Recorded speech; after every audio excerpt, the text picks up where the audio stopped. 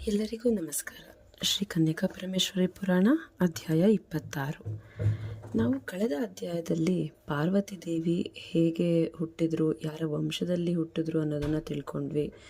ಮತ್ತು ಜಾಜಿಲಿಯ ತಲೆಯಲ್ಲಿ ಪಕ್ಷಿಗಳು ಕೂತ್ಕೊಂಡು ಅವರ ತಪಸ್ಸಿನ ಟೈಮ್ನಲ್ಲಿ ಮೊಟ್ಟೆ ಇಟ್ಟು ಹೇಗೆ ಅತ್ಯಂತ ಸಮಯ ತಲೆಯಲ್ಲೇ ಕಳೆದ್ವು, ಆಗ ಜಾಜಿಲಿ ಏನು ಮಾಡ್ದ ಅದನ್ನೆಲ್ಲ ಕೇಳಿದ್ದೀವಿ ಅಲ್ವಾ. ಈ ಅಧ್ಯಾಯದಲ್ಲಿ ಲೇಖಕರು ಕುಸುಮಶ್ರೇಷ್ಠಿಯ ವಿವಾಹ ಅನ್ನೋದ್ರ ಬಗ್ಗೆ ಹೇಳ್ತಾ ಇದ್ದಾರೆ. ಕುಸುಮಶ್ರೇಷ್ಠಿ ಜನ್ಮ ತಾಳಿದ್ದನ್ನು ಸಹ ನಾವು ಕಳೆದ ಅಧ್ಯಾಯದಲ್ಲೇ ತಿಳ್ಕೊಂಡಿದ್ದೀವಿ ಅಲ್ವಾ. ಈಗ ಅವರ ವಿವಾಹದ ವೃತ್ತಾಂತದ ಬಗ್ಗೆ ಕೇಳೋಣಂತೆ.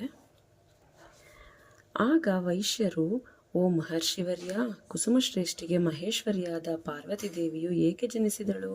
ಆ ತಾಯಿಯ ತಂದೆ ಎನಿಸಿಕೊಳ್ಳಲು ಕುಸುಮಶ್ರೇಷ್ಠಿಯು ಎಸಗಿದ ಮಹಾಪುಣ್ಯ ಕೆಲಸವೆಂಥದು ಎಂದು ಕೇಳಿದರು. ಸಾಲಂಕಾಯನ ಋಷಿ ಪೂರ್ವದಲ್ಲಿ ಸಾರ್ವೋಚಿಷ ಮನುವಿನ ಕಾಲದಲ್ಲಿ ಸಮಾಧಿ ಎಂಬ ವೈಶ್ಯೋತ್ತಮನು ಹೆಂಡತಿ ಮಕ್ಕಳನ್ನು ತೊರೆದು ತಪಸ್ಸಿಗಾಗಿ ಅಡವಿಗೆ ತೆರಳಿದನು.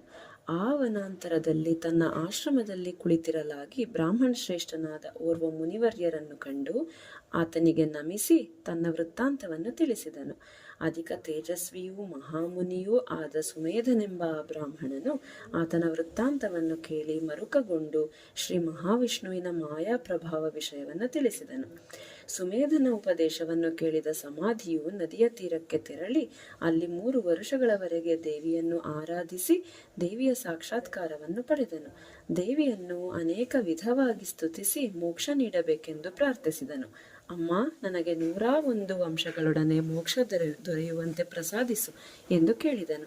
ಆ ಮಹಾದೇವಿ ತಥಾಸ್ತು ಎಂದು ನುಡಿದಳು. ಅನಂತರ ದೈವದಾಣತಿಯಂತೆ ದೇವಿಯು ಭೂಮಿಯಲ್ಲಿ ಅವತರಿಸಿದಳು.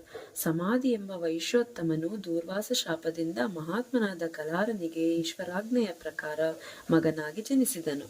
ಆತನ ಜನನ ಕಾಲದಲ್ಲಿ ದೇವತೆಗಳು ಹೂವಿನ ಮಳೆ ಕರೆದರು. ಅಲ್ಲದೆ ಜನನ ಕಾಲದಲ್ಲಿ ವಿಶೇಷವಾಗಿ ಪುಷ್ಪವೃಷ್ಟಿಯಾದುದರಿಂದ ಈ ಬಾಲಕನು ಕುಸುಮಾಖ್ಯನೆಂದು ವಿಖ್ಯಾತಿ ಹೊಂದುವನೆಂದು ಆಕಾಶವಾಣಿಯಾಯಿತು. ಆ ಆಕಾಶವಾಣಿಯನ್ನು ಕೇಳಿದ ಕಲಾರನು ಮಗನಿಗೆ ಕುಸುಮಶ್ರೇಷ್ಠಿ ಎಂದು ಹೆಸರಿಟ್ಟನು. ನೋಡಿ, ಕುಸುಮಶ್ರೇಷ್ಠಿ ಯಾರು ಅಂತ ಗೊತ್ತಾಯ್ತು ಅಲ್ವಾ. ಕಲ್ಹಾರನ ಮಗನೇ ಕುಸುಮಶ್ರೇಷ್ಠಿ. ಆ ಕುಸುಮಶ್ರೇಷ್ಠಿಗೆ ಮದುವೆ ಆಗಿ ಮುಂದೆ ಹುಟ್ಟುವ ಮಗಳೇ ನಮ್ಮ ಕನ್ಯಕಾ ಪರಮೇಶ್ವರಿ ದೇವಿ. ತಿಳ್ಕೊಳ್ಳೋಣ ಮುಂದೆ. 12 ವರ್ಷಗಳು ತುಂಬುತ್ತಿರಲು ಮಗನಿಗೆ ಉಪನಯನ ಮಾಡಿ ಗುರುವರ್ಯರಾದ ಶ್ರೀ ಭಾಸ್ಕರಾಚಾರ್ಯರಿಗೆ ಒಪ್ಪಿಸಿದನು. ಭಾಸ್ಕರಾಚಾರ್ಯರು ಕುಸುಮಶ್ರೇಷ್ಠಿಗೆ ವೇದಾಂಗಗಳನ್ನೂ ಸಕಲ ವಿದ್ಯೆಗಳನ್ನೂ ಕಲಿಸಿದರು. ನಂತರ ಕೆಲ ಕಾಲದಲ್ಲಿ ಕುಸುಮಶ್ರೇಷ್ಠಿಗೆ ವಿವಾಹ ಸಮಯವು ಪ್ರಾಪ್ತಿಸಿತು. ಆಗ ಭಾಸ್ಕರಾಚಾರ್ಯರು ಕಲಾರನನ್ನು ಕರೆದು, ಅಯ್ಯ, ಮಣಿಕುಂಡಲನೆಂಬ ವೈಶ್ಯನ ಮಗಳಾದ ಕೌಸುಂಬಿ ಎಂಬ ಕನ್ಯೆಯೇ ನಿನ್ನ ಮಗನಿಗೆ ಯೋಗ್ಯಳೆಂದು ನಾವು ಎಣಿಸಿದ್ದೇವೆ. ಆಕೆಯೊಂದಿಗೆ ಆತನ ವಿವಾಹ ನಡೆಯುವಂತೆ ಏರ್ಪಡಿಸು ಎಂದರು. ಆಗ ಕಲಾರನು ಭಾಸ್ಕರಾಚಾರ್ಯರಿಗೆ, ನನಗೆ ನಿಮ್ಮ ಆಜ್ಞೆ ಶಿರೋದ್ಧಾರ್ಯವಾದುದು. ನಿಮಗೆ ಯಾವುದು ಉಚಿತವೆನಿಸುವುದೋ ಹಾಗೆಯೇ ಮಾಡುವೆನು ಎಂದನು. ಆ ಮಾತಿಗೆ ಸಂತೋಷಭರಿತರಾದ ಭಾಸ್ಕರಾಚಾರ್ಯರು ಶಿಷ್ಯರೊಂದಿಗೆ ಮಣಿಕುಂಡಲ ನಡೆಗೆ ತೆರಳಿದರು. ಆಚಾರ್ಯರ ಆಗಮನವನ್ನು ತಿಳಿದ ಮಣಿಕುಂಡಲನು ಶೀಘ್ರವಾಗಿ ಗುರುವನ್ನು ಎದುರುಗೊಂಡು ನಮಿಸಿ ವಸ್ತ್ರ ತಾಂಬೂಲಾದಿಗಳಿಂದ ಉಪಚರಿಸಿ ಗುರುವನ್ನು ಸಂತೋಷಭರಿತರನ್ನಾಗಿಸಿ ಯೋಗ್ಯ ಪೀಠದಲ್ಲಿ ಕುಳ್ಳಿರಿಸಿ ಆರ್ಘ್ಯಪಾದ್ಯಾದಿ ವಿಧಿಗಳಿಂದ ಪೂಜಿಸಿ ಹಸನ್ಮುಖಿಯಾಗಿ, ಗುರುವರ್ಯ, ನಿಮ್ಮ ದರ್ಶನದಿಂದ ನಾನು ಕೃತಾರ್ಥನಾದೆನು, ಅನುಗ್ರಹಿಸಬೇಕು. ನಿಮ್ಮ ಆಗಮನ ನನಗೆ ಮಂಗಳಪ್ರದವಾದುದು ಎಂದು ನುಡಿದನು. ಆಗ ಭಾಸ್ಕರಾಚಾರ್ಯರು, ಅಯ್ಯ, ನೀನು ಕಲಾರ ಕುಮಾರನಾದ ಕುಸುಮಶ್ರೇಷ್ಠನಿಗೆ ನಿನ್ನ ಮಗಳನ್ನಿತ್ತು ಮದುವೆ ಮಾಡು, ಅದರಿಂದ ನನಗೆ ಸಂತೋಷವಾಗುವುದು ಎಂದನು.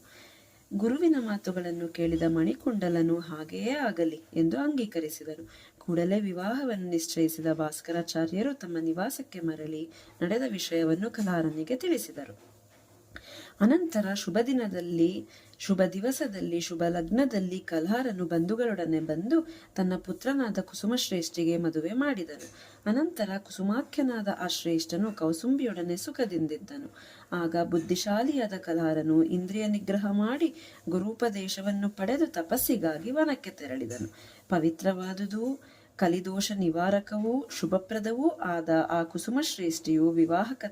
ಕುಸುಮಶ್ರೇಷ್ಠಿಯು ವಿವಾಹಕತೆಯನ್ನು ಕೇಳಿದ ನರರು ಭೂಲೋಕದಲ್ಲಿ ಅನಂತ ಸುಖಗಳನ್ನು ಪಡೆವರು. ಇಲ್ಲಿಗೆ ಈ ಅಧ್ಯಾಯ ಮುಕ್ತಾಯ. ಧನ್ಯವಾದಗಳು. ಜೈ ವಾಸವಿ.